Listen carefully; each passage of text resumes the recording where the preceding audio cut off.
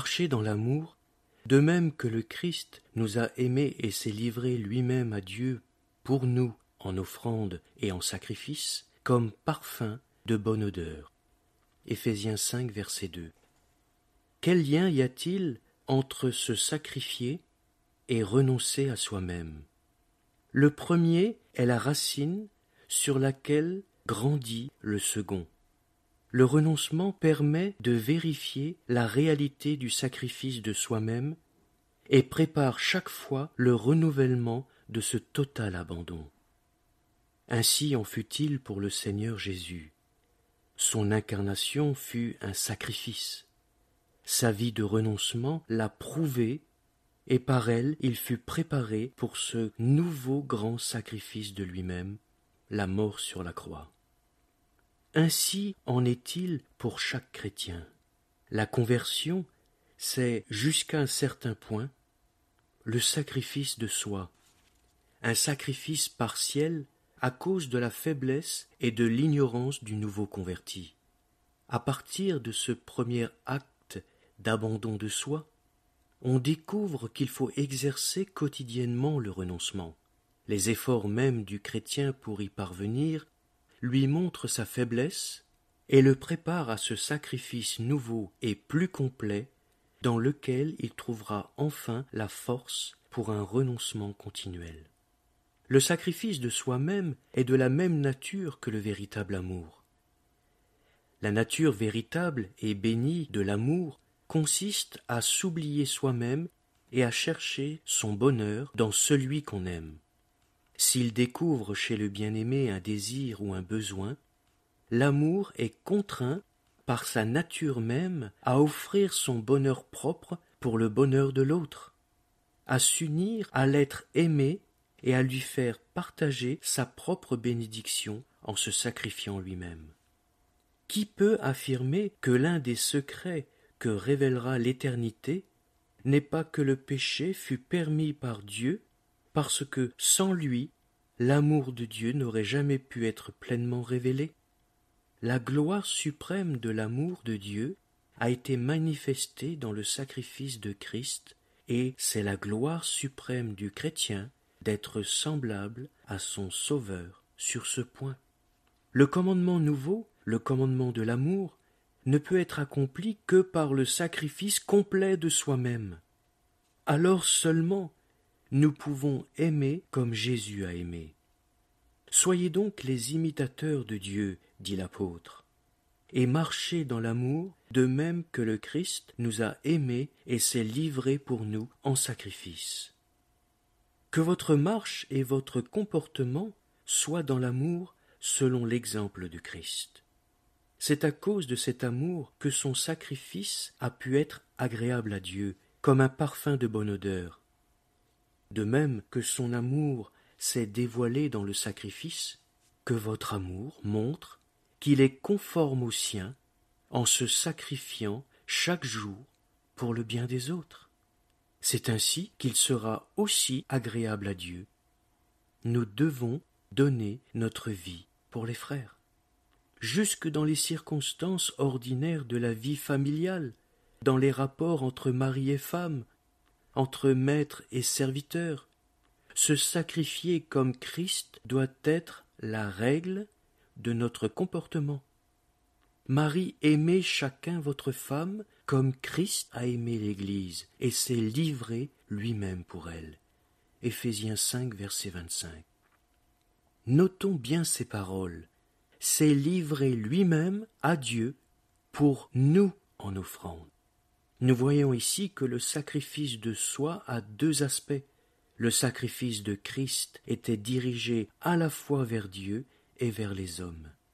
C'était pour nous, mais c'est à Dieu qu'il offrait en sacrifice. Dans notre propre sacrifice, ces deux aspects doivent coexister, bien que l'un ou l'autre puisse dominer tour à tour. Ce n'est que dans le sacrifice de nous-mêmes à Dieu que nous recevons la force pour nous sacrifier totalement. Le Saint-Esprit nous révèle que Dieu a des droits sur nous, que nous appartenons non à nous-mêmes, mais à lui. Quand le croyant réalise à quel point il est la propriété de Dieu, racheté et payé avec du sang, à quel point il est aimé d'un amour extraordinaire, et quelle est la bénédiction qui résulte d'un abandon total, alors il est conduit à s'offrir entièrement. Il se place lui-même sur l'autel de la consécration, et sa plus grande joie est d'être un parfum d'agréable odeur pour son Dieu, d'être livré à Dieu et agréé par lui. C'est alors que son désir le plus profond devient de savoir comment Dieu voudra qu'il montre ce sacrifice complet dans sa vie et dans son comportement de tous les jours. Un grand pas est fait quand un croyant voit cela et le reconnaît. La cause principale de la faiblesse de l'Église réside en ce que le peuple de Dieu, et même les serviteurs de Dieu, le comprennent si peu. Sur ce point, l'Église aurait besoin d'une seconde réforme. Dans la grande réforme, il y a plus de 3 siècles, on a mis en lumière la puissance de la mort expiatoire de Christ et de sa justice. Et cela a apporté joie et réconfort aux âmes angoissées.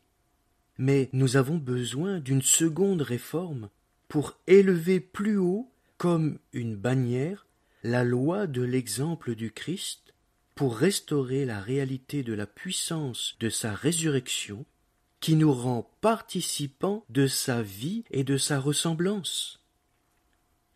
Les chrétiens ne doivent pas croire seulement à la réconciliation qui réalise la parfaite union avec celui qui est leur assurance, mais aussi à l'exemple et à la vie que leur donne leur tête.